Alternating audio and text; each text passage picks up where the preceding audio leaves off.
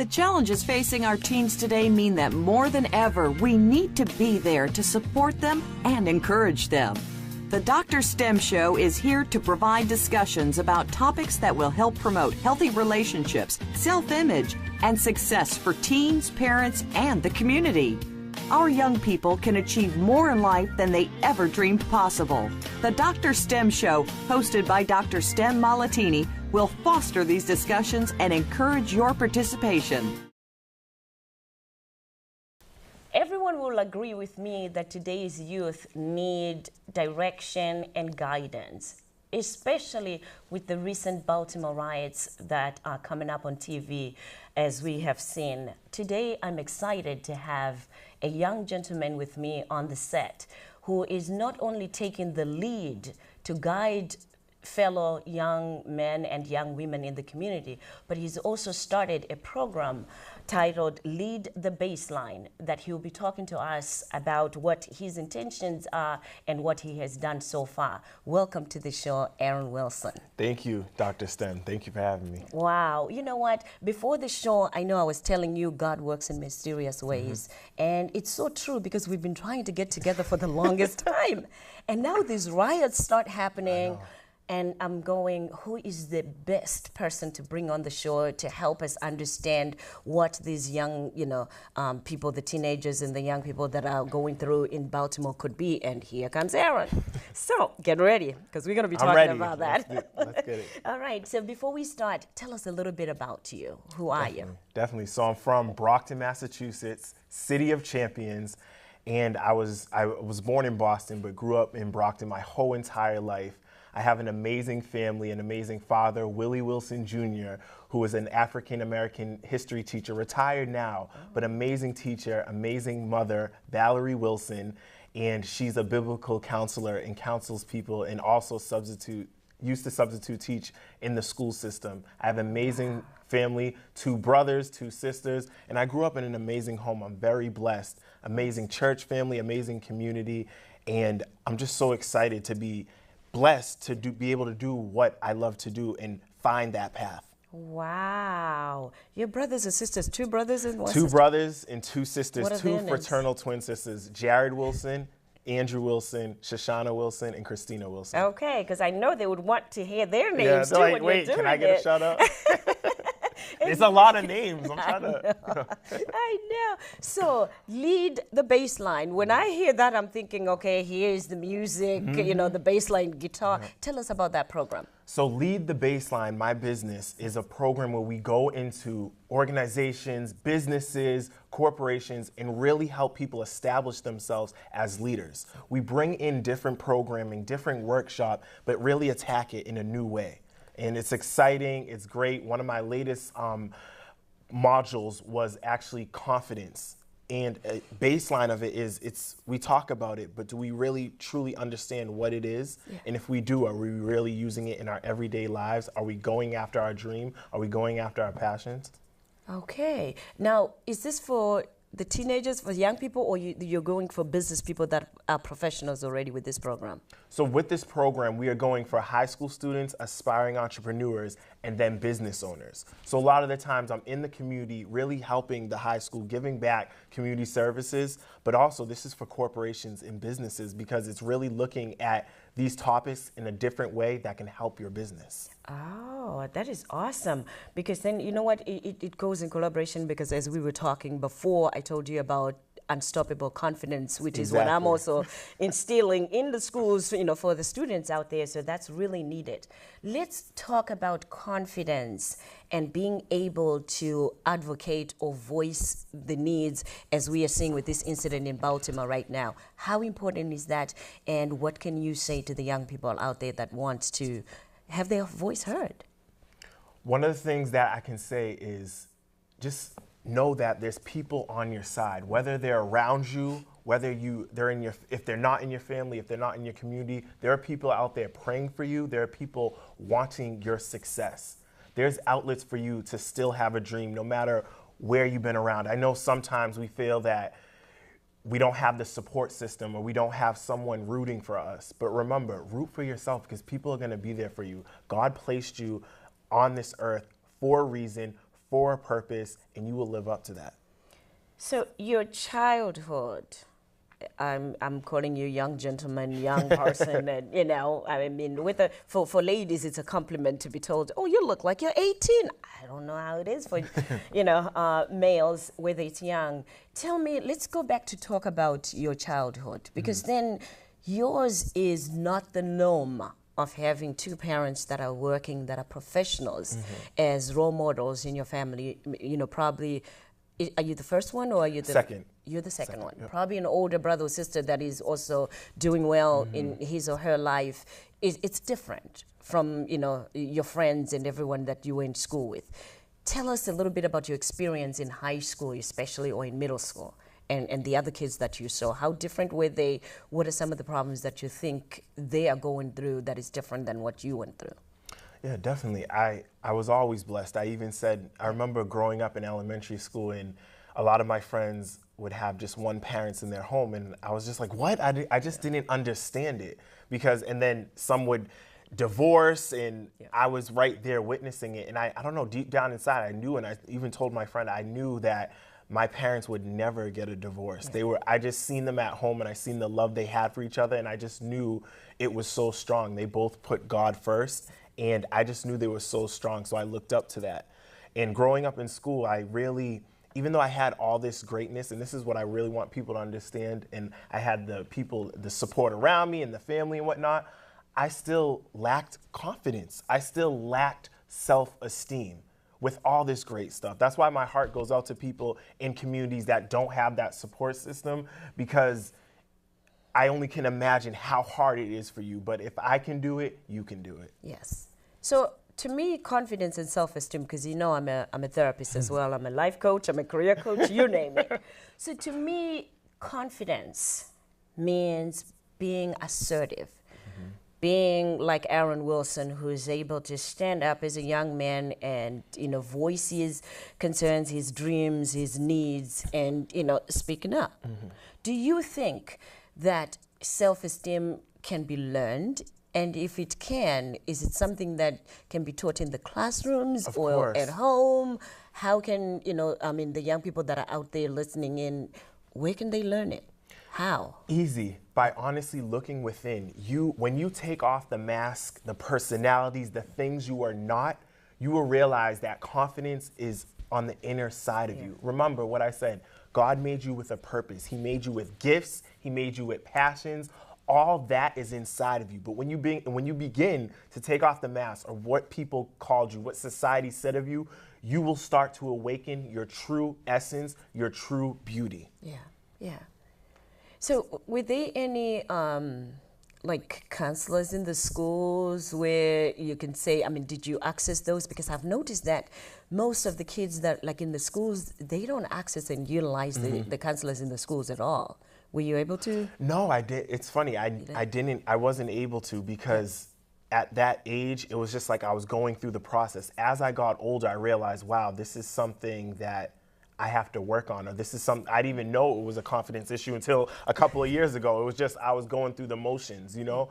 So I feel there has to be a level of awareness. We have to sit with ourselves and be like, what is going on? What could I do? Like really start analyzing that. Yeah. And when did you gain yours? How old were you when you Well, started realizing it probably within the last couple of years. I always had these dreams and passions and inspirations, but I never went after it. But in the last couple of years, I said, I made a decision to go like a lightning bolt, focus on my dreams and my passion. Okay. And you know what? I met you at Toastmasters. Darren LaCroix, yeah. Darren LaCroix. Speaking, and I remember looking around and seeing two young men, because Kurt Faustine was there as well. And I looked around and thought, there are two young black men in this arena. Because, you know, we were only like probably four of us, four minorities. Four or five deep. Like. I know, right? So it was easy to just notice it. Exactly. So, I mean, tell us about some of the steps of the things that you have done to gain your confidence or to work on your self-esteem. Definitely. Yeah. One of the main things I could say is I stepped out of my comfort zone. You know, a lot of times I know people say, have faith, but faith is walking on water. Yeah. and trusting in God. And that's what I done. I stepped out of my comfort zone. I talked to people, whether I was going to look crazy or not. And that's what you do. You start somewhere. Don't feel that you have to have everything perfect, because it'll never be. Just step out, connect with people. That's a huge thing. People that know me know that even if I'm afraid or even if I'm nervous or don't feel I can do it, I always reach out to people, and I just always want to gain knowledge and really just express myself and lend yourself, serve other people. That's why we're here. We're here to serve other people. And by doing that, like in return, you abundantly, literally will get it back, like paying it forward. You're right. You're right. You know what? We're going to take a quick break, and we'll be right back talking to Aaron Wilson.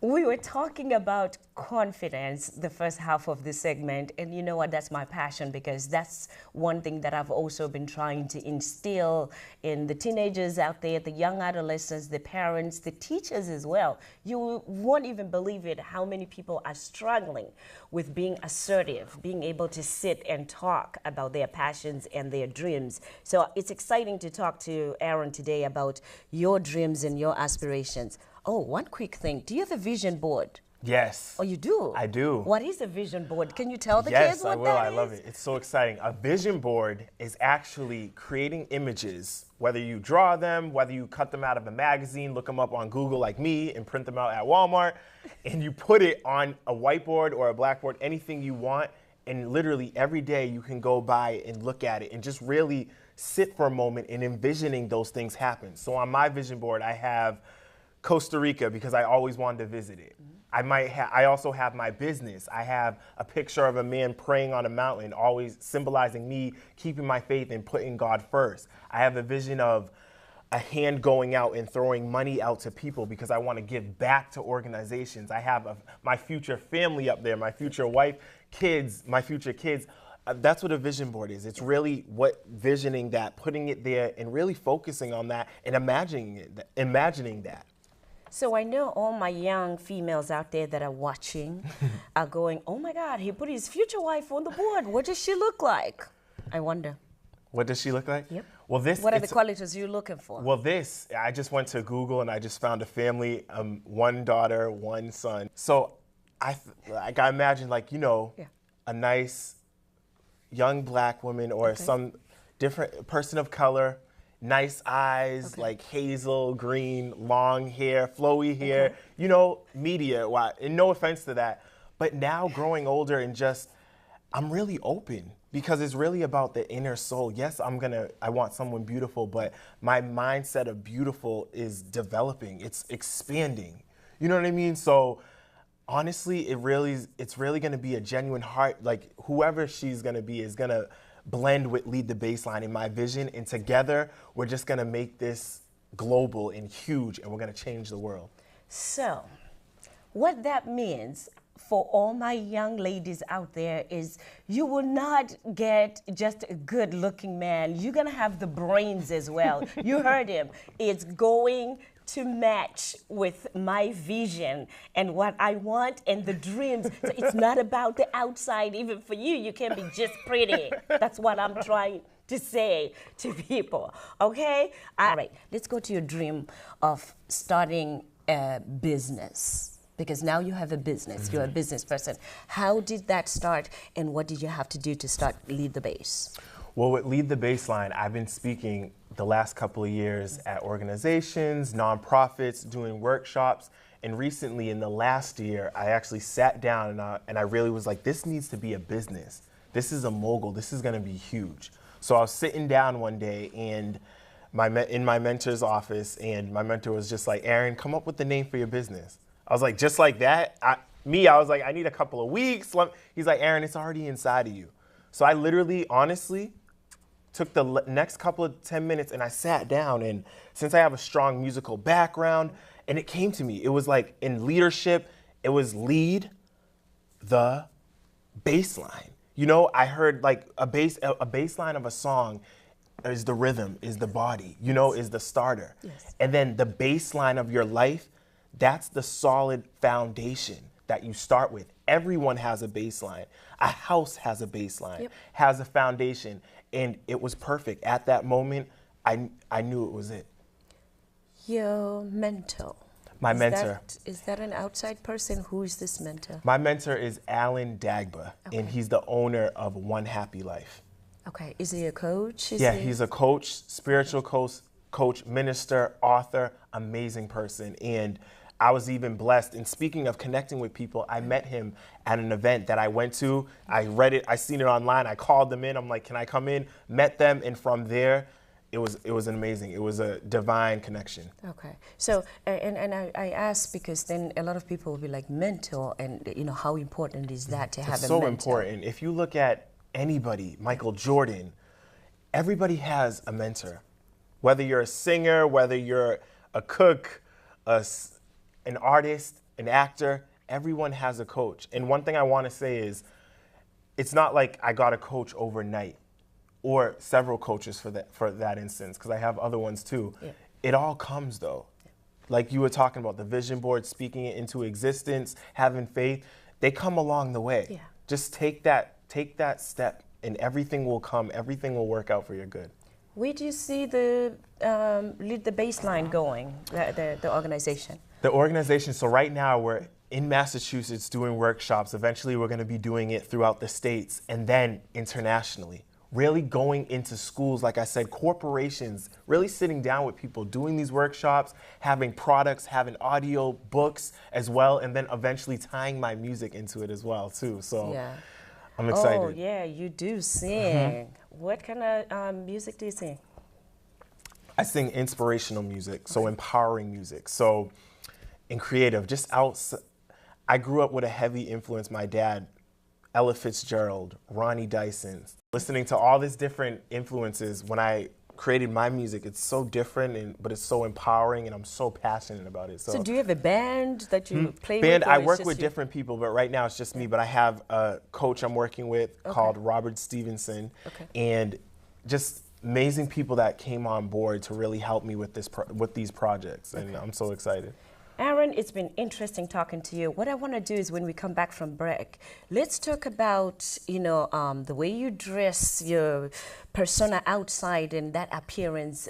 How important is it for young people to be able to address, themselves differently, the way they look on the outside? How important is that, when you're going out as a business person? We're going to take a quick break and we'll be right back.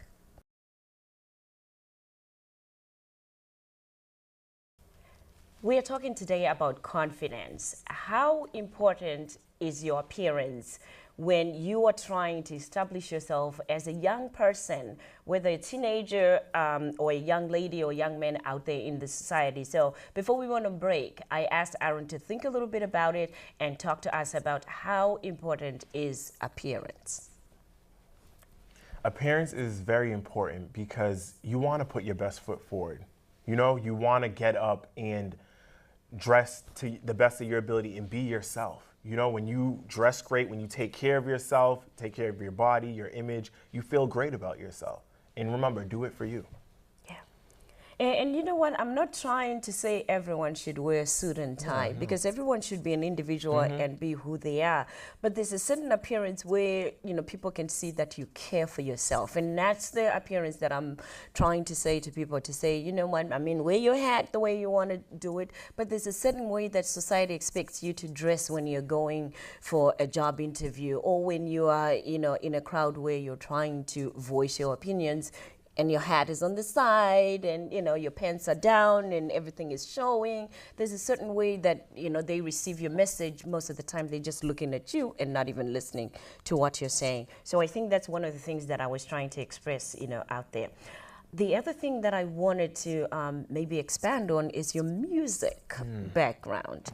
So I know one of the things that my producer wanted to do was to have you sing us a song, even if it's just the intro, just so we can get an idea of what your songs sound like. Definitely. Okay.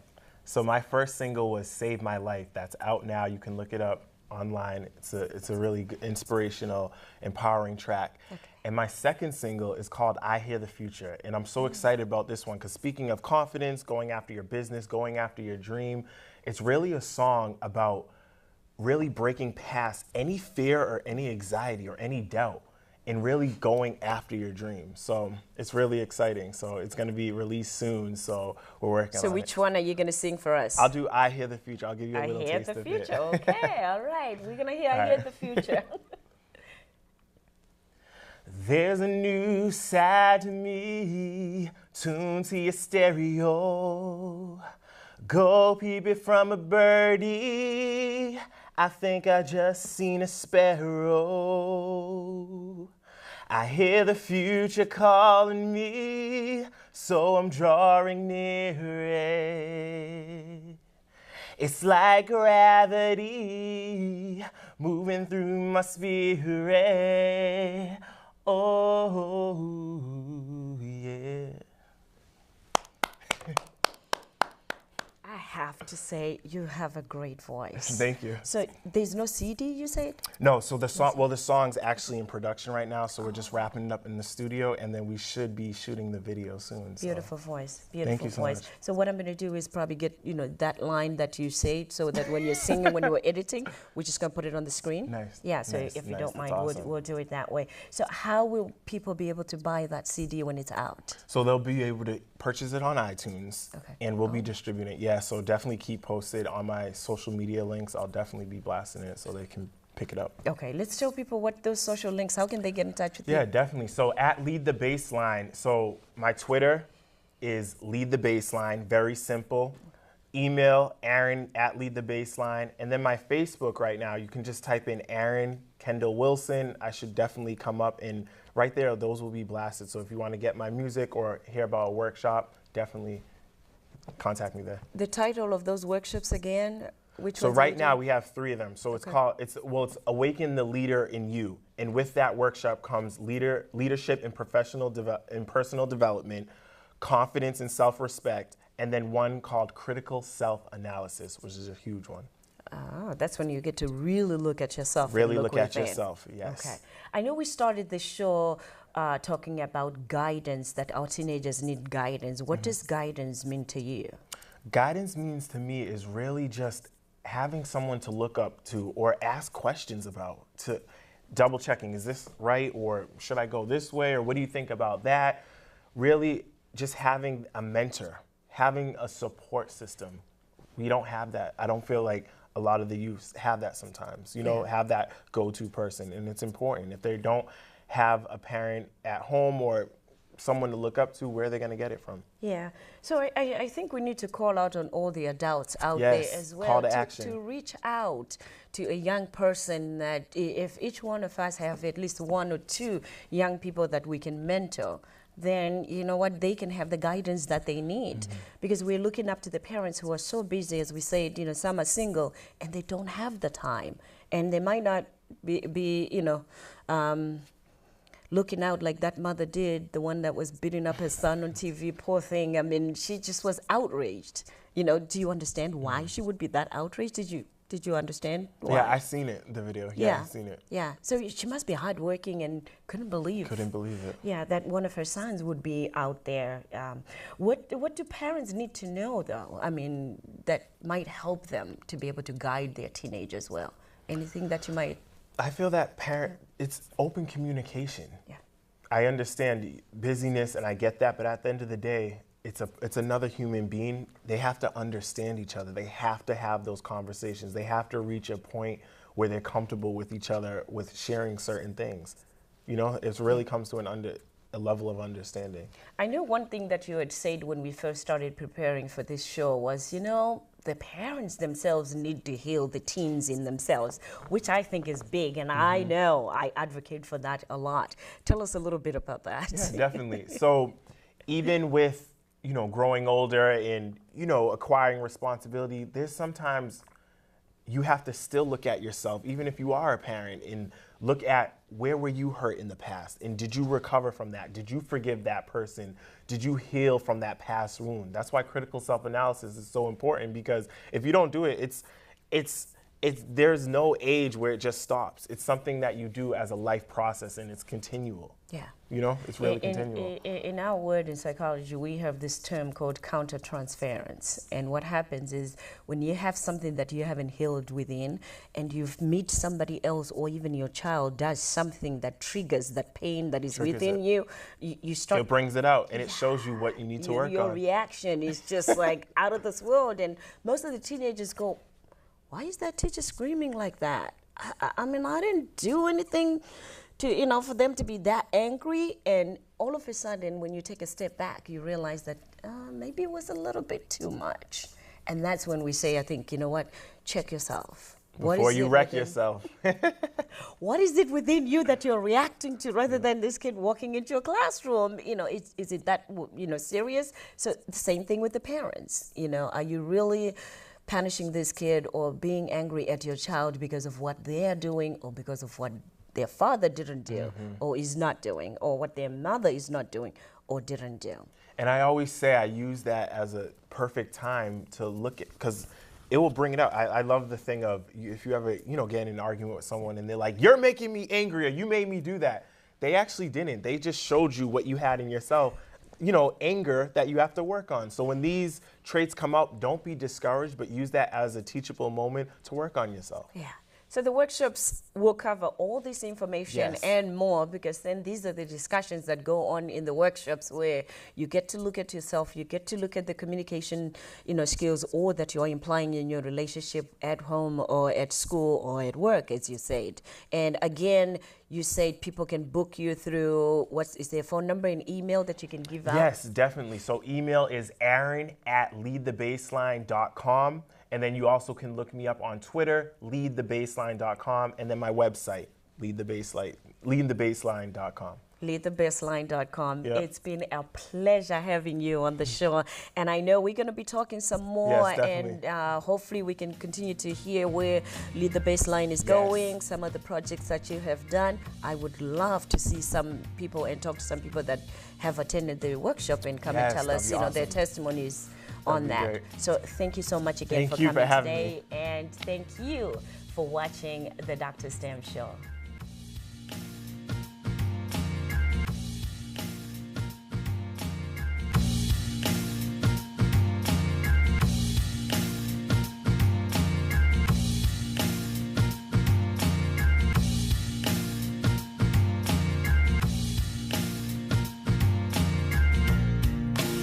Thank you for listening to the Dr. STEM Show. Have a terrific week.